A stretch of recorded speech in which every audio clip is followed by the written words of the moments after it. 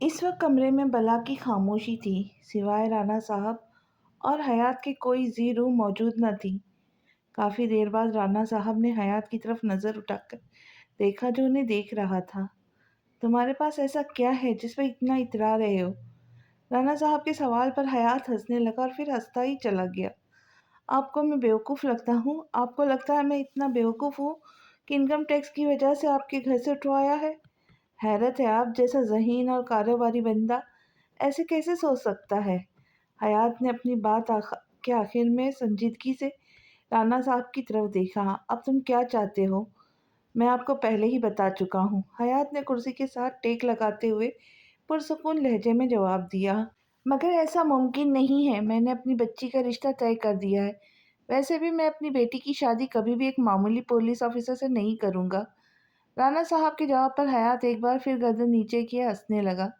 اچھا، جس کے ساتھ آپ نے اپنی بیٹی کی منگنی کی ہے وہ کیا سی ایم لگا ہوا ہے؟ حیات کی بات کو سمجھتے ہوئے رانا صاحب نے دو انگلیوں کی مدد سے اپنی کم پٹی کو دبایا۔ میری بیٹی میری مرضی، میں جس مرضی اس کی شادی کروں۔ تم کون ہوتے ہو مجھ سے سوال کرنے والے؟ رانا صاحب کے جواب پر حیات سر ہلانے لگا۔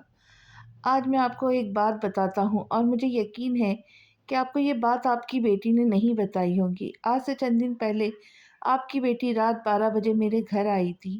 حیات نے جیسے ہی یہ جملہ ادا کیا، رانا صاحب نے غصے سے جھپٹنے والے انداز میں حیات کا گریبان پکڑا۔ اب ایک اور لفظ مت کہنا ورنہ میں بھول جاؤں گا میں اس وقت کہاں ہوں اور تم کون ہو۔ رانا صاحب نے حیات کو کرسی پر دھکا دیتے ہوئے خود گہرا سانس خارج کیا۔ میں کب سے تمہاری بکواس سن رہا ہوں مگر ابھی ایک لفظ اور نہیں۔ رانا صاحب نے شہادت کی انگلی کھڑی کرتے ہوئے حیات کو وارننگ دی جو اب اپنی شرٹ درست کر رہا تھا۔ آپ کا غصہ بجا ہے، اگر میں بھی آپ کی جگہ ہوتا تو میرا بھی یہی رد عمل ہونا تھا، مگر کیا ہے نا کہ آج کل کے بچے اپنے والدین کو کچھ سمجھتے ہی نہیں۔ اگر آپ کو میری بات کی سچائی کا یقین نہیں تو میں اپنی کوٹھی کے باہر لگے سی سی ٹی وی کیمرے کے فوٹیج آپ کو بھی اور اسی وقت منگا کے دکھا سکتا ہوں۔ حیات نے اپنے شرٹ کے بٹن بند کرتے ہوئے اعتماد بھرے لہجے میں کہا تو رانا صاحب کے ماتھے پہ بے شمار شکنیں ابھری۔ اگر تیری بات غلط ثابت ہوئی تو میں ابھی اور اسی وقت تجھے زمین میں زندہ گاڑ دوں گا۔ رانا صاحب شیر کی طرح دہاڑے، جس پر حیات نے انہیں داد دیتی نظروں سے دیکھا۔ اگر آپ نے میرے ساتھ کسی بھی طرح کی کوئی چالاکی کرنے کی کوشش کی یا میڈیا کو بیچ میں شامل کیا تو میں وہ فوٹیج میڈیا کو دے دوں گا، اور آپ میڈیا والے کو اچھے سے جانتے ہیں، وہ رائی کا پہاڑ بنانے میں ماہر ہوتا ہے، لہٰذا یہی بہتر ہوگا کہ آپ چپ چاپ میری بات مان لیں۔ اس میں آپ کی عزت بھی رہ جائے گی اور تماشا بھی نہیں بنے گا۔ میں کبھی کچی گولیاں نہیں کھیلتا، حیات نے کہتے ہوئے اپنے موبائل پر ایک نمبر ڈائل کیا۔ ڈرائیو کرتے ہوئے جو چیز حارث کو بہت پریشان کر رہی تھی وہ یہ تھی کہ ڈی ایم آج حد سے زیادہ پریشان لگ رہے تھے، حالانکہ وہ معمولی باتوں پر پریشان نہیں ہوا کرتے تھے۔ ڈرائیو کرتے بار بار بیک مررز میں ڈی ایم کو پچھلی سیٹ پر بیٹھا ہوا دیکھ سکتا تھا، جو پریشانی سے کبھی اپنے ماتھے پہ انگلیاں پھیرتے، کبھی بالوں میں ہاتھ پھیرتے، کبھی بلا وجہ کلائی پہ بندھی گھڑی پہ ٹائم دیکھنے لگ جاتے، کبھی شیشے سے باہر جھانکتے، کبھی بے بسی سے ٹیک لگا لیتے۔ آپ اتنے پریشان کیوں ہو رہے؟ کیا واقعی کوئی پریشانی والی بات ہے؟ میرا نہیں خیال کہ ایسا کچھ ہے، کیونکہ رانا انکل گھنٹہ 1.5 گھنٹے میں ویسے ہی باہر آ جائیں گے، اور جو حشر وہ اس حیات کا کریں گے یہ سوچ کر بھی روح کانپتی ہے۔ حارث نے پتہ نہیں ڈی ایم کو تسلی دی یا اپنے دل کو، مگر برابر سیٹ پر بیٹھے حدید نے بہت غور سے دیکھا۔ آپ جناب کیوں اتنی محبت سے مجھے دیکھ رہے؟ حارث نے ایبرو اچکاتے ہوئے حدید سے پوچھا، جبکہ ڈی ایم مسلسل خاموش تھے۔ نہیں، ایسا تو کچھ نہیں ہے، حدید نے بمشکل جواب دیا، جبکہ اس کے تاثرات اس کے لہجے کے ساتھ نہیں مل رہے تھے۔ پتہ نہیں کیوں مجھے معاملہ کچھ اور لگتا ہے۔ کافی دیر بعد ڈی ایم کے گمبھیر آواز گاڑی میں گونجی تو حارث جو حدید کے ساتھ مستی کرنے کے موڈ میں تھا ایک دم سنجیدہ ہو گیا۔ کیا مطلب؟ میرا مطلب ہے جو دکھتا ہے وہ ہے نہیں۔ ڈی ایم نے اتنا کہتے اپنا موبائل پر کچھ ٹائپ کیا، خاموشی سے دوبارہ آنکھیں بند کرتے سیٹ کے ساتھ ٹیک لگا لی۔ کیا ہمیں میڈیا کو اطلاع کرنی چاہیے؟ کچھ دیر بعد حارث نے سوال کیا۔ کیوں مجرے کو اطلاع کرنی ہے؟ بے خیالی میں حدید کے منہ سے جملہ پھسلا، جس پر حارث نے اسے حیرت سے دیکھا، کیونکہ ایسے جملے استعمال کرنا حدید کی شخصیت کا خاصا نہیں تھا۔ میرا نہیں خیال کہ میڈیا کو اطلاع کرنی چاہیے، خواہ بات کا پتنگڑ بن جائے گا۔ اور سنو، تھانے میں ہونے والی گفتگو گھر جا کر ہیرا سے مت کرنا، وہ بچی پریشان ہو جائے گی۔ ڈی ایم کو اچانک ہیرا کا خیال آیا۔ پہلی بات تو یہ کہ وہ بچی نہیں ہے، کیونکہ اس کے ہاتھ سے کوئی بچتا ہی نہیں ہے۔ دوسرا، وہ پریشان ہوتی نہیں بلکہ کرتی ہے۔ حارث کے جواب پر ڈی ایم نے نفی میں سر ہلایا۔ ہمنا سے کہنا کہ آج اسے ادھر ہی روک لے گئی، گھر جا کر کیا کریں گی؟ ڈی ایم کی بات پر حارث ہنسنے لگا تھا۔ وہ اپنے گھر جاتی کب ہے؟ حارث کی بات پر حدیث میں بھی مسکراتے ہوئے سر ہاں میں ہلایا۔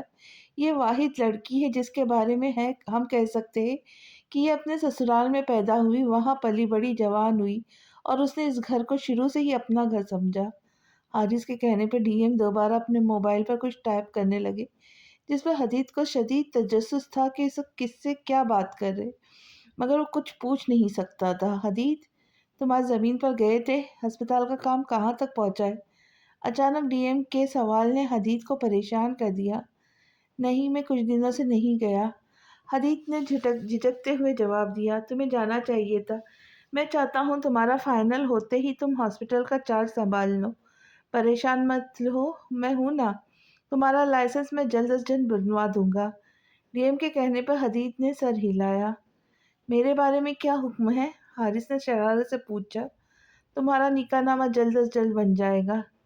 ڈی ایم کے جواب پر اس کا منہ بند گیا، جبکہ حدیث نے اپنی مسکراہٹ دبائی۔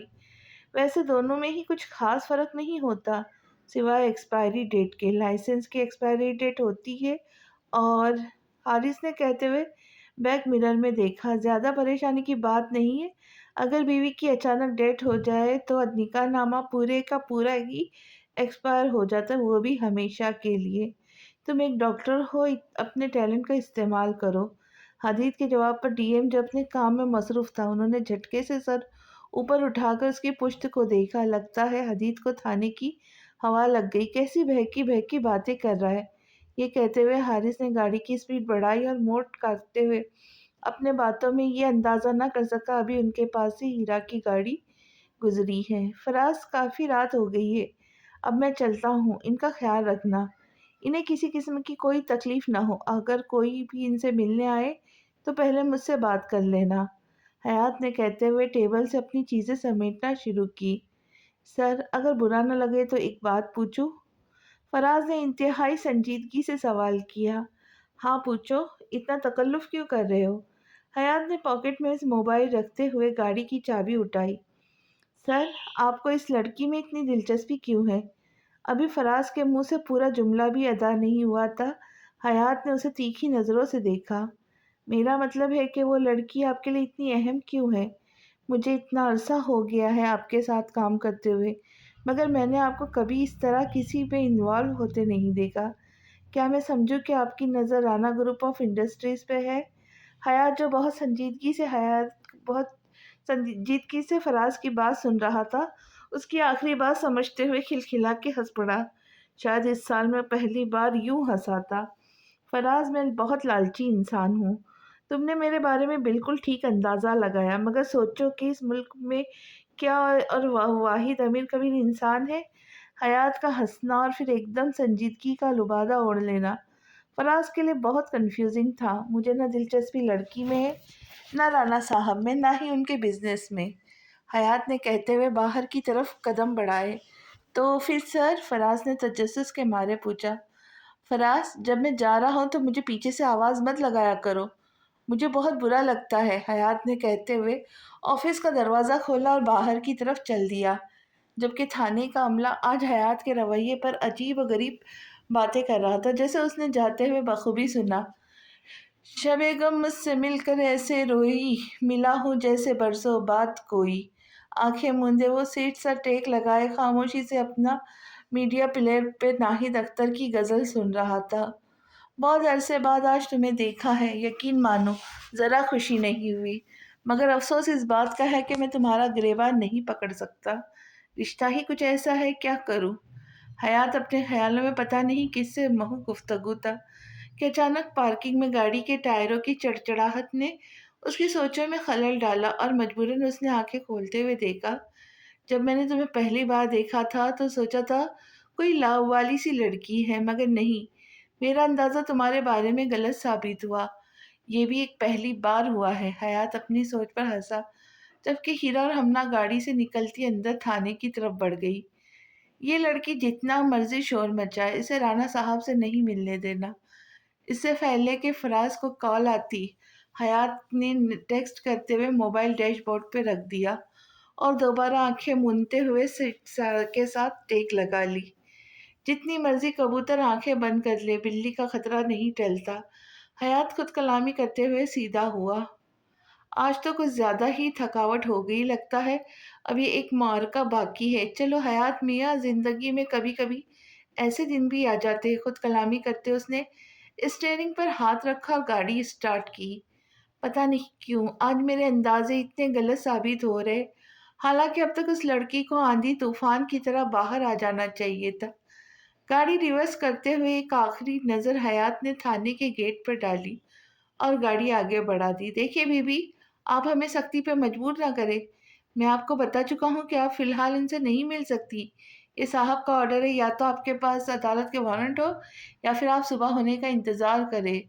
फराज कोई 10वीं बार ये बात दोहरा रहा था, जबकि हीरा जिद थी। आपके एसएसपी कहाँ हैं? उसे बुलाओ। अगर 10 मिनट तक वो तुमने एसपी को ना बुलाया, तुम लोगों ने मुझे मेरे बाबा से ना मिलने दिया, तो तुम्हारी सोच है कि मैं क्या कर लूँगी। हीरा का गुस्सा सेवा नेवजे पे था, जबकि हमना खामोश खड़ी थी। हम साहब को नहीं बुला सकते, फराज ने माजरत की, जबकि वो अच्छे से जानता था कि ये ठीक नहीं है। ओके, आप सब साहब को मत बुलाए, मगर मुझे मेरे बाबा से मिलने दें।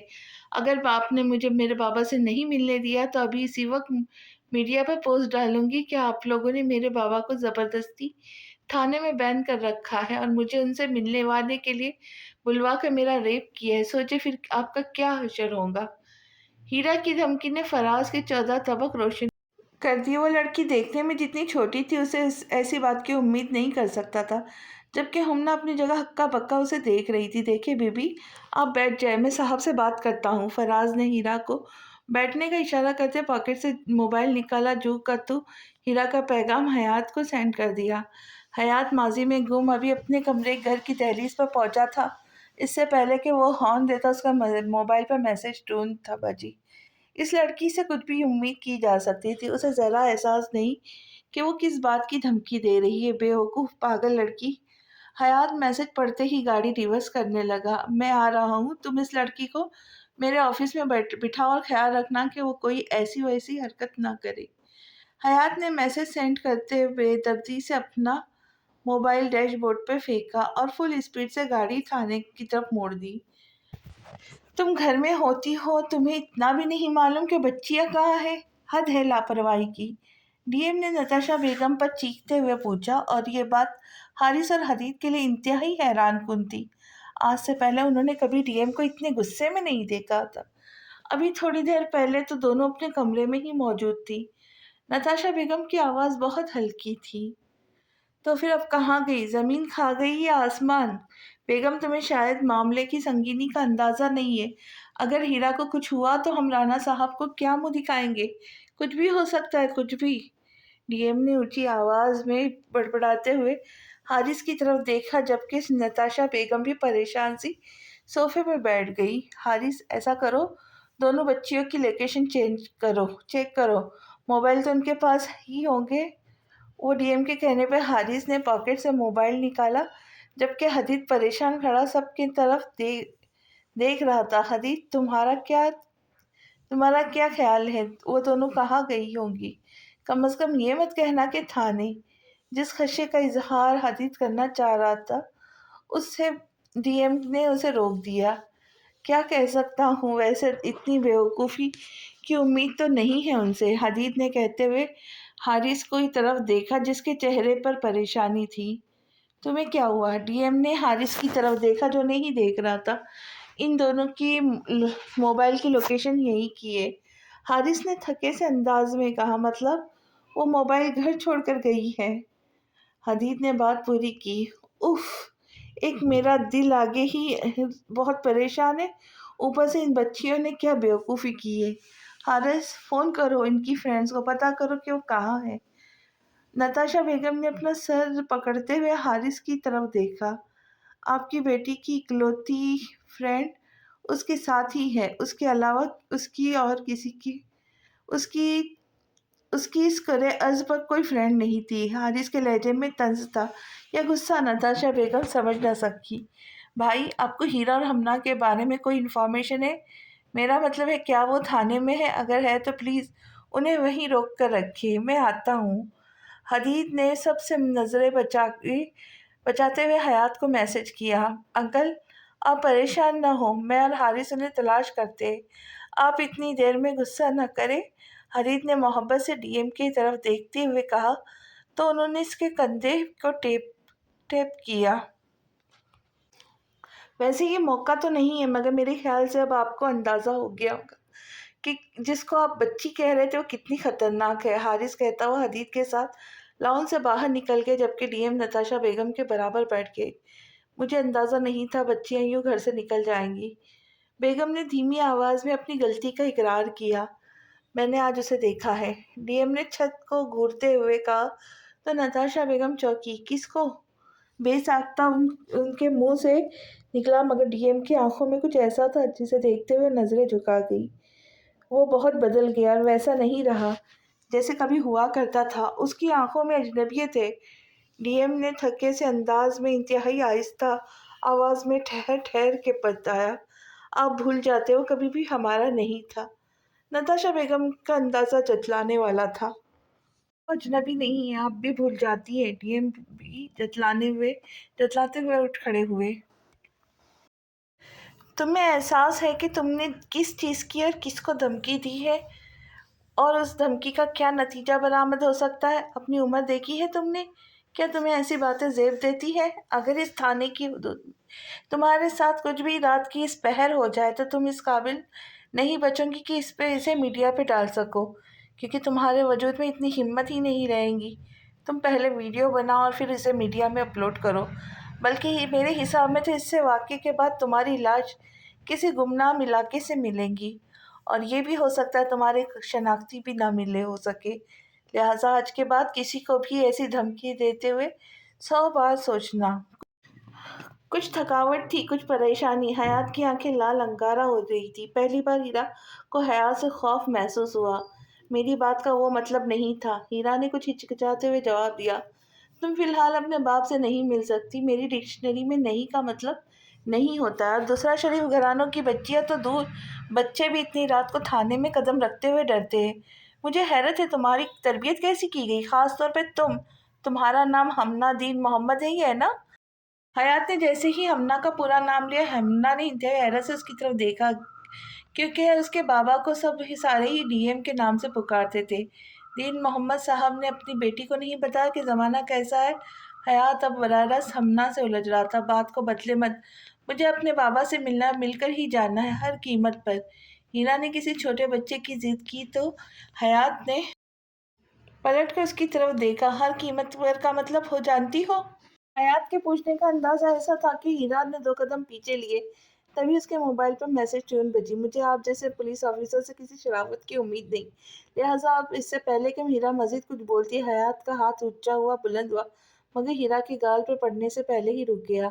1 सेकंड लगेगा मुझे तुम्हारा दिमाग जगह पर लाने में, मगर मुझे मजबूर ना करो मैं वो काम करूं जो मैंने अब तक कभी नहीं किया। हयात ने वार्निंग देते हुए मोबाइल पर मैसेज टाइप करना शुरू किया। वो पागल लड़की थाने में ही है, मगर मुझे हैरत है इसके साथ मौजूद हमना दीन मोहम्मद पर है।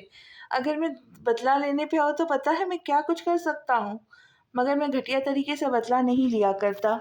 हो सके तो मेरा ये मैसेज दीन मोहम्मद तक पहुँचा देना और इनको आकर थाने से ले जाओ, वरना मैं कुछ गलत कर दूंगा। हदीद को मैसेज सेंड करते हुए हयात ने मोबाइल जेब में रख दी। मुझे बाबा से मिलना है। हीरा ने एक दफ़ा फिर हयात को मुखातिब किया। मेरे ख्याल से मुझे तुम्हारे मुंह पे टेप लगा देनी चाहिए, क्या कहती हो इस बारे में? हयात ने हीरा के तरफ कदम बढ़ाते हुए तो हीरा ने ये उल्टे कदम हमना की तरफ लिए। इंसान को वो गलत काम उठाने ही नहीं चाहिए जो उसे वापस लेने पड़े। हयात ने हीरा के पाँव की तरफ देखते हुए طنز کیا، تب بھی پھولی پھولی سانسوں کے ساتھ وہ اندر داخل ہوا۔ اب تمہیں کیا ہوا ہے؟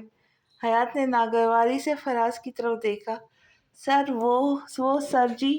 فراز نے ایک نظر ہیرا کی طرف دیکھا جس پر حیات کے ماتھے پہ ان گنت سلوٹیں ابھری۔ موت آئی ہے، تم سب نے آج قسم کھا رکھی ہے مجھے پریشان کرنے کی۔ حیات نے گلے کا بٹن کھولتے ہوئے پوچھا۔ سر جی، وہ رانا صاحب بے ہوش ہو گئے۔ جیسے ہی فراز کے منہ سے یہ جملہ ادا ہوا، ہیرا کے ساتھ ساتھ حیات بھی اپنے پاؤں پر گھوم گیا۔ جیسے ہی ان کی گاڑی تھانے کے قریب میں پہنچی، انہیں روڈ پر ایمبولینس جاتی ہوئی دکھائی دی۔ میرے خیال سے بات بہت بڑھ گئی ہے، حارث نے ایمبولینس کو دیکھتے ہوئے پرسوچ انداز میں کہا۔ بھائی اتنے بیوقوف نہیں ہو سکتے کہ کسی کو مار دے، انہوں نے آج تک ایسا کبھی نہیں کیا ہے۔ تو پولیس والے پولیس والے مگر گولی مجھے نہیں لگتا کبھی چلائی ہوگی۔ حدید نے دل میں سوچتے ہوئے حارث کی طرف دیکھا۔ میرے خیال سے قصہ ختم ہو گیا، ہمیں واپس چلنا چاہیے۔ حارث کی بات پر حدید اپنے خیالوں کی دنیا سے باہر نکلا۔ آپ کی ہونے والی بیگم کے ابا جی کو یقین کچھ ہوا ہوگا۔ نئی رشتہ داری ہے، کچھ تو خیال کر۔ حدید کے یاد دلانے پر حارث نے اسے دیکھتے ہوئے اپنا سر اسٹیئرنگ پہ ڈال رکھا۔ سسرال رشتہ دار گئے ہسپتال، مجھے تو خیال آیا میری اکلوتی بہن ہمنا بھی اس کے ساتھ تھی، حارث نے کہتے ہوئے فوراً گاڑی تھانے کی طرف پارکنگ کی روکی۔ حارث سے پہلے حدید اتر کر اندر کی طرف بڑھا۔ جتنی دیر میں حارث گاڑی لاک کرتا حدید کے پیچھے جانے لگا، اسے حدید باہر آتا دکھائی دیا۔ ہمنا اندر نہیں ہے، وہ ہیرا ساتھ ہسپتال چلی گئی، حدید نے کہتے ہوئے گاڑی کا فرنٹ ڈور کھولا۔ ہے تو یہ میری بہن مگر مجھ پر نہیں گئی، حارث سر نفی میں ہلاتے ڈرائیونگ سیٹ پر بیٹھا۔ مجھے اسی چیز کی خوشی ہے کہ وہ تجھ پر نہیں گئی، حدید نے کہتے ہوئے اپنی شہادت کی انگلی ہونٹوں پر رکھی۔ تو نے کیوں بیوہ جیسی شکل بنا لی ہے؟ رانا صاحب کیا کہیں گے؟ تیرے بھی کوئی ذاتی تعلقات تھے؟ حارث نے اس قدر سنجیدگی سے سوال پوچھا کہ حدید کو پہلے تو سوال کی نوعیت سمجھ ہی نہیں آئی۔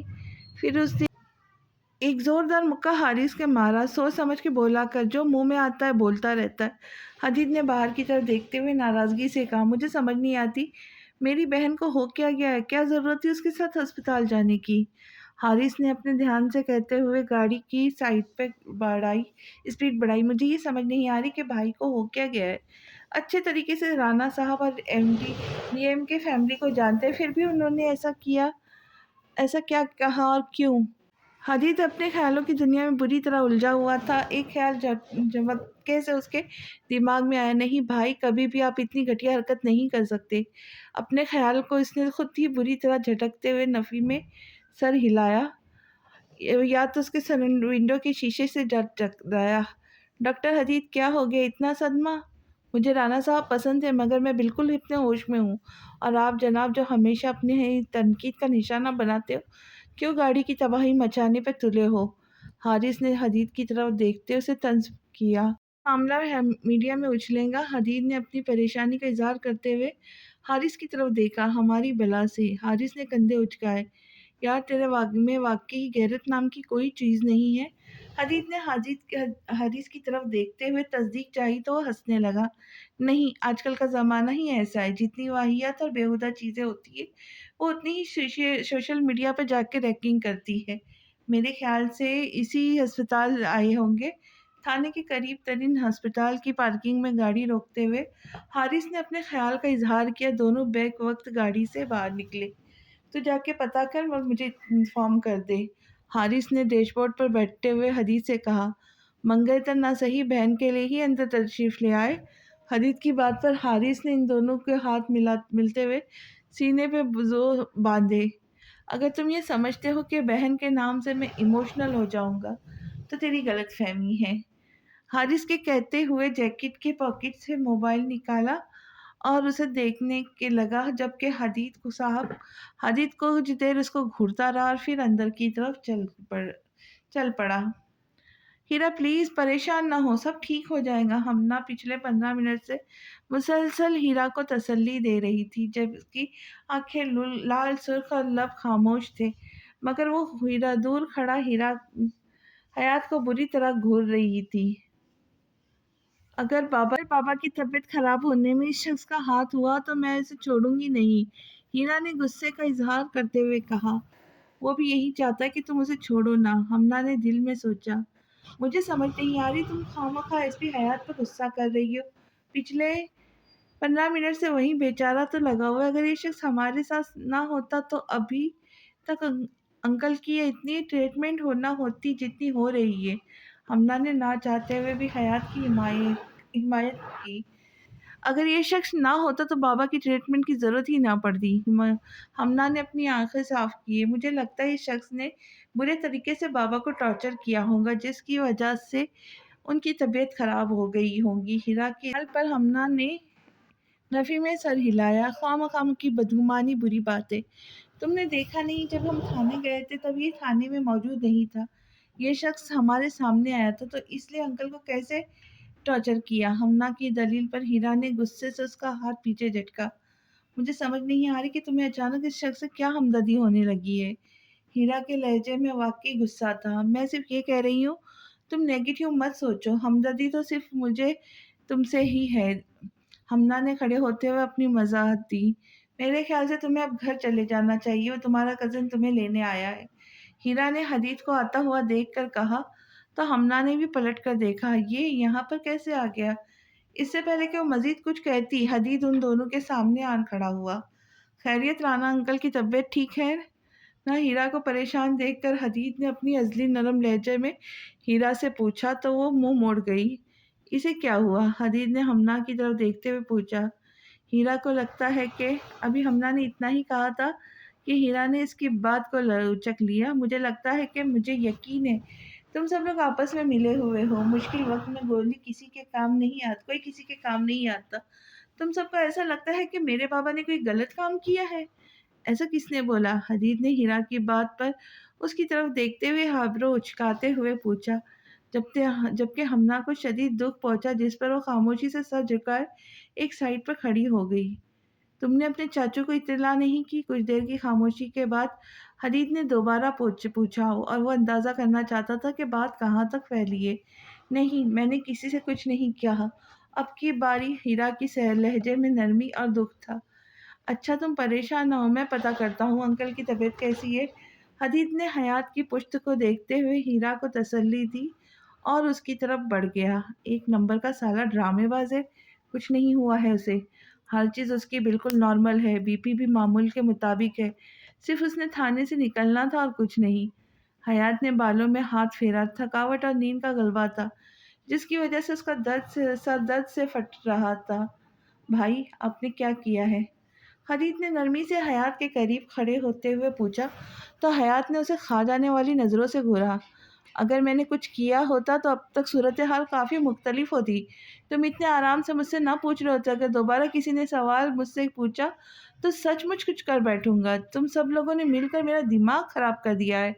हयात ने अपना सारा गुस्सा हदीद पर निकाल दिया, जबकि करीब खड़ा फराज हक्का बक्का दोनों की गुफ्तगू सुन रहा था। सर, अब हमारे लिए क्या हुक्म है? फराज ने हिचकिचाते हुए हयात की तरफ देखा तो खामोशी से हदीद को देखने लगा। फिर आपने क्या सोचा है? हयात ने कुर्सी पर बैठते हुए नरमी से पूछा, जबकि राना साहब उसे बहुत गौर से देख रहे थे। तुम यहाँ मेरी इज्जत को सरेआम नहीं उछाल सकते। राना साहब की बात पर हयात ने मुस्कुराते हुए टांग पर टांग रखी। मैं किसी की इज्जत को भी सरेआम उछाल सकता हूँ। हाँ, अलबत्ता मैं अपनी इज्जत को उछालने नहीं देता। अगर आपकी अपनी बेटी को मेरी इज्जत बना दे तो मैं आपसे वादा करता हूँ कि मैं इस पे किसी को उंगली उठाने नहीं दूंगा। हयात का रवैया ऐसा था कि राना साहब के तन बदन में आग लग गई। तुम सीधी तरह बात करो, तुम्हें क्या चाहिए? यूँ ड्रामेबाजी करने की ज़रूरत नहीं है। राना साहब ने अब की बार गरजदार आवाज़ में कहा, तो हयात ने हंसते हुए अपनी टांग नीचे रखी और झुककर उन्हें देखने लगा। क्यों? ड्रामे करने का हक सिर्फ आपको ही हासिल है? आपको लगा कि आपके यूँ ड्रामा करने से मुझे कोई नुकसान पहुंचा सकता है? आपकी इत्तला के लिए अर्ज़ है कि मुझे नुकसान पहुंचाने वाले मर गए हैं। और दूसरी बात ये कि मैं अपनी बात से नहीं फिरता। अगर आपने अपनी बेटी की शादी मुझसे ना की तो वो फुटेज मीडिया पर दे दूंगा। उसूलन अब आपको सचमुच का हार्ट अटैक आ जाना चाहिए, वरना आपकी इज्जत की धज्जियां बिखर जाएंगी। हयात कहता हुआ उठ खड़ा हुआ तो राना साहब ने पुरसोच अंदाज में उसे देखा। इसके अलावा कोई और ऑप्शन? अब की बार राना साहब के लहजे में नरमी थी, जिसे महसूस करते ही हयात जाते जाते पलटा। ہاں، ایک اور آپشن بھی ہے، اگر تم ڈی ایم کے خلاف گواہی دینے کو تیار ہو جاؤ تو میں تمہاری بیٹی سے دستبردار ہو جاؤں گا۔ حیات کی بات پر رانا صاحب نے اسے نا سمجھی سے دیکھا۔ میرے خیال سے آپ دونوں بہت عرصے سے ایک دوسرے کو بہت گہرے اور قریبی دوست ہیں، لہٰذا آپ کو ڈی ایم کی کرتوتوں کا تو بخوبی علم ہوگا اور یہ بھی پتا ہوگا کہ وہ جس زمین پر اسپتال بنا رہا ہے وہ… ابھی حیات نے اتنا ہی کہا تھا کہ رانا صاحب کے چہرے پہ کہیں رنگ آ کر گزرے۔ میرے خیال سے اب آپ میری بات سمجھ گئے ہیں، حیات نے کہتے ہوئے اپنے دونوں ہاتھ پینٹ کی پاکٹ میں ڈالے۔ تمہارا اس زمین سے کیا تعلق ہے؟ رانا صاحب کو اپنی آواز کسی کھائی میں سے آتی ہوئی محسوس ہوئی۔ میرے خیال سے آپ یہ سوال کرنا چاہتے ہیں کہ تمہارا اس زمین کے وارثوں سے کیا تعلق ہے۔ حیات کی بات پر انہوں نے بے یقینی سے اسے دیکھا تو وہ مسکراتا ہوا پلٹا۔ آپ کی بیٹی کا رو رو کا برا حال ہے، ایسا کرے فی الحال اسے لے کر اپنے ساتھ گھر چلے جائے اور آرام سے بیٹھ کر ٹھنڈے دل سے سوچے کہ آپ کو اپنا دوست زیادہ پیارا ہے یا بیٹی، پھر جو چیز زیادہ پیاری ہے اس کے بارے میں سوچے۔ حیات کہتا ہوا دروازہ کھلنے لگا۔ تم فرزانہ کے بیٹے ہو؟ جیسے ہی رانا صاحب کے منہ سے یہ جملہ نکلا، حیات کا ہاتھ ہینڈل پر ہی کانپ گیا، مگر وہ منہ سے کچھ نہ بولا اور اپنے جذبات کو قابو کرتا ہوا دروازہ کھول کر کمرے سے باہر نکل گیا، جبکہ پیچھے رانا صاحب کی حالت بے پانی کے مچھلی جیسی تھی۔ اپنے باپ کو گھر لے جاؤ، خود بھی گھر آرام سے بیٹھو، میں صرف ایک ہی موقع دیتا ہوں، دوسرا میری ڈکشنری میں نہیں ہے۔ حیات نے ہیرا کے قریب کھڑے ہوتے ہوئے اسے مخاطب کیا۔ میں تمہیں چھوڑوں گی نہیں، تم نے مجھے جتنا کمزور سمجھا ہے نا میں اتنی ہوں نہیں۔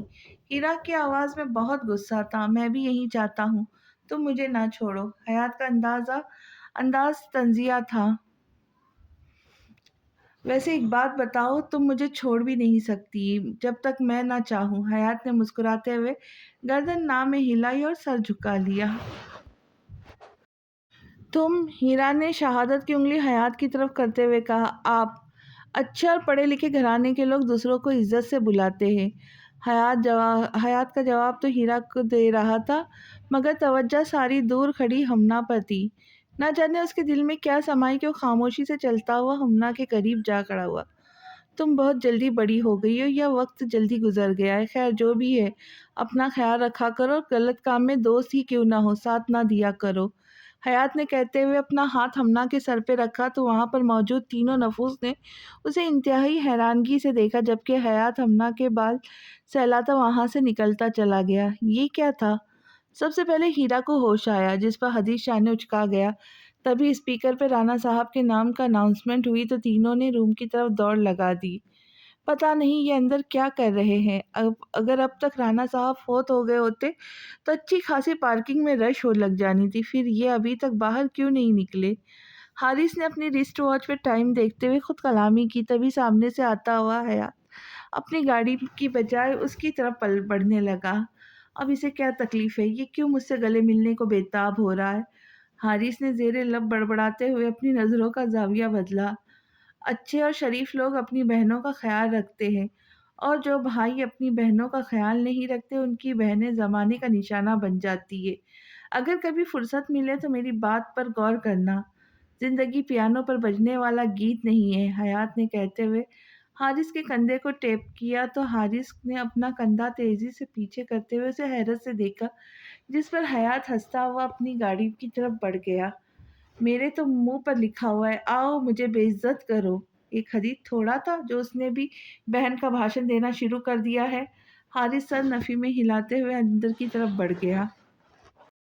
آپ لوگوں نے میرے ساتھ جو کیا ہے وہ میں کبھی بھولوں گا نہیں۔ یہ مت سمجھے کہ میں ہمیشہ چھوٹا ہی رہوں گا، میں بڑا ہو کر آپ سب سے پہلے آپ سے بدلہ لوں گا۔ حیات نے بڑے سے لان میں کھڑے ہو کر کہا۔ آپ کیوں اس کی بکواس سن رہے؟ اسے دھکے دے کر کیوں نہیں نکال دیتے؟ 4 دن فٹ پاتھ پر سوئے گا تو عقل جگہ پر آ جائیں گی۔ یہاں پیٹ بھر کے کھانا ملتا ہے، گرم بستر میں سوتا ہے، اس لیے اس کا دماغ خراب ہو گیا ہے۔ نتاشا بیگم نے حقارت سے کہتے ہوئے ڈی ایم کی طرف دیکھا۔ میرا کوئی دماغ خراب نہیں ہوا، بلکہ آپ لوگوں کی نیت خراب ہو گئی ہے، اور 2 وقت کی روٹی دے کر آپ مجھ پر احسان نہیں کرتے۔ ان تمام چیزوں کے بدلے آپ نے میرے باپ کی جائیداد پر قبضہ کر رکھا ہے۔ حیات آج بے قابو تھا۔ دیکھا یہ کس طرح کی باتیں کر رہا ہے، آپ کچھ بولتے کیوں نہیں؟ ایک دفعہ پھر نتاشا کی آواز گونجی، میں یہ گھر چھوڑ کر جا رہا ہوں، اور یہ مت سمجھنا میں کوئی چور چکا بن جاؤں گا، بلکہ میں ایک بااثر فرد بن کر دکھاؤں گا۔ پھر آپ کو پتہ چلے گا کہ ایک یتیم اور مسکین بچہ کیا کچھ کر سکتا ہے۔ حیات کی دھمکی پر نتاشا بیگم مسکرائی۔ یہ اصل زندگی ہے، کوئی فلم یا ناول کی سٹوری نہیں کہ تم یہاں سے نکلو گے تو بہت امیر کبیر شخص بن کر چند سال بعد ہم سے ملوں گے۔ مجھے تو ایسا لگتا ہے یہاں سے نکلنے کے بعد چند دنوں کے اندر اندر تم ایک لاش میں تبدیل ہو جاؤ گے۔ جیسے ہی نتاشا بیگم نے جملہ ادا کیا، ڈی ایم نے اسے سختی سے روکا۔ بس کرو، کیا تماشا لگا رکھا ہے، جینا حرام کر دیا ہے۔ ڈی ایم نے خشمگی نظروں سے نتاشا بیگم کو گھورا۔ یہ عورت آپ کے قابو نہیں، حالانکہ آپ اس پر اعتبار رکھتے ہیں۔ جس پر آپ اختیار نہیں رکھتے تھے اسے اس قابو کر رکھا تھا۔ حیات نے دکھ سے سر نفی میں ہلایا۔ میں یہ گھر وقتی طور پر چھوڑ کر جا رہا ہوں، پھر لوٹ کر جلد آؤں گا۔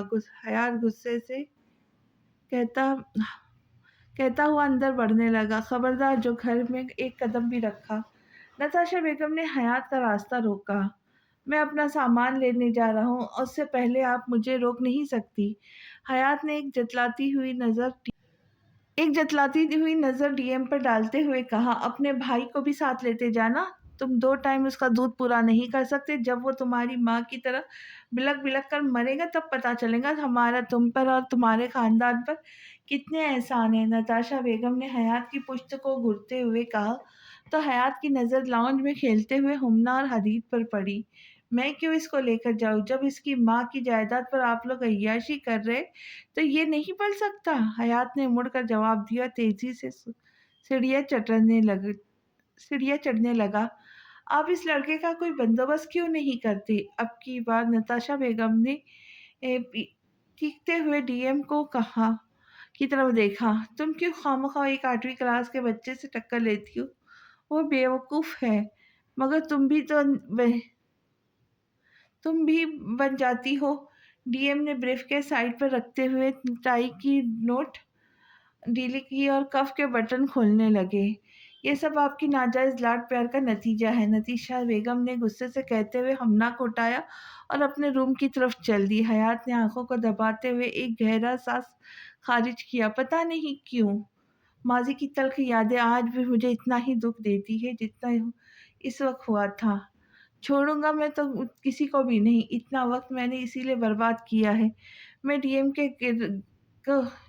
کے گرد گھیرا بہت تنگ کر دوں گا۔ چھوٹے رانا خاور صاحب اپنے بیٹے اور بڑے رانا تنویر صاحب اپنی بیٹی کو بچانے کے لیے کچھ تو کریں گے، کچھ ایسا جس سے ڈی ایم کے شکنجے میں آسانی آ جائے، بالکل ویسے ہی جیسے انہوں نے میری بیوہ ماں کو اپنے شکنجے میں لیا تھا۔ حیات نے سوچتے ہوئے بیک گراؤنڈ سے ٹیک لگائی۔ ہمنا کو دیکھ کر خوشی ہوتی، پیاری یہ حدیث ساتھ تو اور بھی پیاری لگتی ہے۔ ماں کی شروع سے خواہش تھی کہ ہمنا اس کی بہو بنے، اور میں ماں کی خواہش کا بہت احترام کرتا ہوں۔ حیات نے سوچتے ہوئے مسکرا کر سامنے لگی تصویر کو دیکھا، جس میں ایک خوبصورت عورت 3 بچوں کے ساتھ خوش نظر آ رہی تھی۔ اچھے خاصے ہم خوشگوار زندگی گزار رہے تھے کہ پھر وہ منحوس عورت ہماری زندگی میں آ گئی، اور صرف خود نہیں بلکہ حارث کو بھی لے آئی۔ اچانک حیات کے چہرے کے زاویے بدلے، جیسے منہ میں کوئی بد ذائقہ چیز آ گئی۔ ڈی ایم کے بڑے supporter Rana group of industries کے مالک تو امید ہے کہ اب ڈی ایم کو ڈسپوز نہیں کریں گے۔ بے دلی سے لحاف پیچھے ہٹاتے ہوئے حیات بیڈ سے نیچے اترا۔ رانا صاحب کے ذکر کرتے ہی حیات کو ہیرا کا خیال آیا۔ ہیرا بیبی، تم تو مفت میں ماری گئی، تمہیں کس نے کہا تھا ہماری لڑائی میں کودنے کو؟ حیات نے ہمدردی سے کہتے ہوئے میرر میں اپنی شکل دیکھی اور واش روم کی طرف بڑھ گیا۔ تم نے بتایا کیوں نہیں کہ وہ فرزانہ کا بیٹا ہے؟ رانا صاحب نے دبا دبا سا چیختے ہوئے ڈی ایم سے پوچھا۔ مجھے بھی اسی دن تھانے میں معلوم ہوا تھا، اس سے پہلے میں یہ بات نہیں جانتا تھا۔ ڈی ایم نے سر جھکاتے ہوئے اقرار کیا۔ तुम जानते हो कि वो अब कितना खतरनाक बन चुका है। हर बदमाश से उसे ताल्लुकात है, आला अफसरों से भी उसकी अच्छी बनती है। कोई उल्टा काम ऐसा नहीं है जो सफाई से नहीं करता। ये बात सब जानते हैं कि वो एक करप्ट पुलिस ऑफिसर है, मगर कोई उस पर हाथ नहीं डालता क्योंकि सबके घर राशन पानी पूरा पहुंचता है। राणा साहब ने अपने तौर पर डीएम की मालूमात में इजाफा किया। मैं ये तमाम बातें तुमसे बेहतर और पहले से जानता हूँ, मगर मैं ये नहीं जानता था कि वो फरजाना का बेटा है। डीएम ने अपना सर पीछे सोफे पर गिराते हुए कहा, तुम्हें कम से कम ये बात मुझे शेयर करनी चाहिए थी। तुम जानते हो उसने मुझे क्या ऑप्शन दी है? अब की बार राणा साहब ने बंद दरवाजे की तरफ देखते हुए कहा तो डीएम ने गर्दन सीधी करते हुए सवाले नज़रों से राणा साहब को देखा। वो चाहता है कि मैं अपनी बेटी की शादी उससे कर दूं या फिर तुम्हारे खिलाफ वादा माफ गवाह बन जाऊं। राणा साहब की बात पर डीएम के चेहरे पर एक जख्मी मुस्कुराहट आई। फिर तुमने क्या फैसला किया है? राणा साहब ने डीएम के सवाल पर सर नफी में हिलाया। वो तुम्हारे साथ साथ मुझे भी नहीं छोड़ेगा, इसलिए मेरे जहन में फ़िलहाल सिर्फ़ एक ही प्लान चल रहा है कि मैं वक़्ती तौर पर अपनी बेटी की को उसके साथ मंगनी कर देता हूँ। फिर मैं अपनी हीरा की सीट बुक करवाने तक उसे ट्रक की बत्ती के पीछे लगा कर रखता हूँ। जैसे ही हम दोनों ये मुल्क छोड़कर जाएँगे, तो किस्सा भी साथ ही ख़त्म हो जाएगा। अपने तौर पर राणा साहब ने बात ख़त्म करने में करते हाथ झाड़े। तुम्हें लगता है कि वो तुम्हें इतनी आसानी से मुल्क से बाहर जाने देगा? डीएम के सवाल पर राणा साहब ने घूरते हुए कहा, अब इतना भी जेम्स बॉन्ड का रिश्तेदार नहीं है। मैं खामोशी से निकल जाऊंगा और उसे खबर भी नहीं होगी। वो हमारे ही हाथों में पल भर के जवान हुआ है और घर के बच्चे के दांत गए होते हैं। गिन घर के बच्चे के दांत गिने होते हैं। राणा साहब की बात पर डीएम सर हिलाने लगे। मेरे ख्याल से मुझे कुछ दिनों के लिए अस्पताल की तामीर रोक देनी चाहिए। क्या पता कब ले एनओसी ले आए, बुरे वक्त का पता नहीं चलता। डीएम की बात पे राणा साहब ने उसे तमस्खराना नजरों से देखा। इतनी जल्दी डर गए हो? राणा साहब मुस्कुराए। डरा नहीं, सिर्फ एहतियात कर रहा हूँ। मैंने भी तुम्हारी तरह अभी भी फैसला किया है कि हारिस और हमना को मुल्क से बाहर भेज दो। मेरी खैर है, वो लाख कोशिश भी करे, मेरा कुछ नहीं बिगाड़ सकता क्योंकि उसके पास सबूत नहीं है। वो सिर्फ अंदाज़ों से काम ले रहा है। और एमडीएम के डीएम की बात पर राणा साहब ने उसे मशकूक नज़रों से देखा। तुम्हें इस बात का पक्का यकीन है कि उसके पास कोई सबूत नहीं है, जबकि तुमने घर में ही एक सांप पाल रखा है? जैसे ही राणा साहब के मुंह से ये हमला जमला निकला, डीएम के चेहरे के तासुरात बदल गए। वो हक्का बक्का राणा साहब को देखने लगा। मैं ठीक कह रहा हूँ, तुमने अपनी कब्र खुद खोदी है। हदीद को घर में रख कर तुझे हयात के साथ ही उसे घर से निकाल देना चाहिए था। राणा साहब की बात पर डीएम का रंग बिल्कुल फीका पड़ गया, जैसे किसी ने उन्हें मौत का परवाना थमा दिया हो। नहीं, हदीद मेरे साथ ऐसा नहीं कर सकता। डीएम को अपनी आवाज़ सख्त खाई में उतरती हुई न डीएम को अपनी आवाज़ किसी खाई में से आती हुई सुनाई दी। वो हयात का भाई है, फरजाना का बेटा है, तो ये भूल रहा है। राणा साहब की याद दहानी पर डीएम खड़े हुए, मगर उनके बदन में वाज़ा कपकपाहट थी। हदीद मेरे साथ ऐसा कुछ नहीं करेगा। वो मेरे सामने आग भी नहीं उठाता। वो कभी मेरे खिलाफ नहीं जा सकता। डीएम पता नहीं खुद को तसल्ली दे रहे थे या राणा साहब की बात की तरद्दुद करना मकसूद था, मगर उनके अल्फाज उनके बॉडी लैंग्वेज के साथ नहीं दे पा रहे थे। आज की किस्त बस यहीं तक। अगली किस्त में आगे देखते हैं कि राणा साहब क्या फैसला करते हैं। क्या हीरा की शादी हयात से होती है या हारिस से? तो ये देखने के लिए हम अगली किस्त में मिलते हैं। तब तक के लिए इजाज़त। जाने से पहले आप सबसे फिर एक बार दरख्वास्त कि चैनल को सब्सक्राइब करें, लाइक करें, शेयर करें, अच्छे अच्छे कमेंट्स करके हौसला अफजाई करें। तो मिलते हैं नई किस्त के साथ। अल्लाह हाफिज़।